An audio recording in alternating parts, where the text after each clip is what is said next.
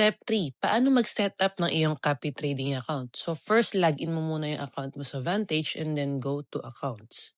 Dito pwede ka mag-create up to 10 copy trading accounts. So tayo ay nakagawa na ng ating first account kung saan andun din yung ating deposit. So makikita mo yung ating account 261,60678, meron na siyang deposit na $150 plus yung 50% bonus natin na $75.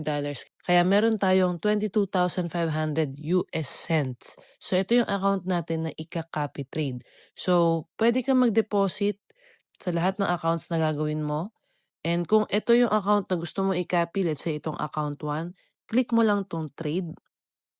And then yan, mapupunta ka sa page ng copy trading. So, makikita mo dito yung mga listahan ng mga nagpapa-copy trade, yung mga gains nila, and yung mga performance nila. So, para makapunta ka sa FCAT, click mo lang tong search icon. Okay, dito sa top strategies, dito mo pwedeng i-search yung ating pinapa-copy na FCAT Algo 150. Yan, pag sinearch mo, lalabas siya. Or yung FCAT Algo 300. Ayan. Sa top signal provider naman, dito mo naman pwedeng i-search yung mismong nagpapakopy si FCAT. So, type mo FCAT, ayan, lalabas siya. So, let's say ito yung tab na ginamit mo, signal provider, sinearch mo si FCAT. So, select mo lang siya.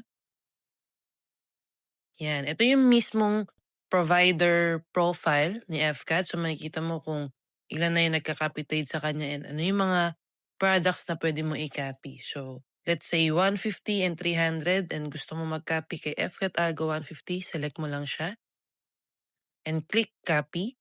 Dito sa copy mode, click mo yan, drop down. Meron tatlong pagpipilian, equivalent use margin, fixed lots, and fixed multiples. So, ang select mo ay fixed multiples. Ito yung settings na best namin nire-recommend. And then, dito sa investment, syempre yung available balance mo, 15,000 yung iyong capital. Ngayon, kung merong credit yung account mo, isama mo na rin. So, click mo na rin tong max. So, para mas madali kahit hindi ka na mag-type, yung max na lang yung pindutin mo. Yan. So, para pati credit mo kasama sa capital mo or sa equity na account mo. Yan. So, makikita mo dito, total investment na ikakopy mo is itong 22,500. Multiples per order, 1. Stop loss, i-max mo to ng 95%. Dahil meron na tayong sariling stop loss, so kapag mas mababa yung sinelect mo dito, 15% pa lang ng trades na naka-open, i-close niya na. So dito ka sa negative 95%. So that kung ano yung kinlose namin na trade, doon ka lang din magko-close. And then take profit, lot round up, copy open trades, wala ka nang gagalawin dyan. So bago ka click ng submit, make sure na ang copy mode mo ay fixed multiples and multiples per order by 1. Ito yung very important. Stop loss, 95%. Okay? So, click submit. So, ngayon, ito na yung iyong copy trading account kung saan nakakopy ka sa ating FCAT Algo. And kung paano ma-monitor yung mga trades ng iyong account, check mo yung aming tutorial about it. So, meron kami niyan.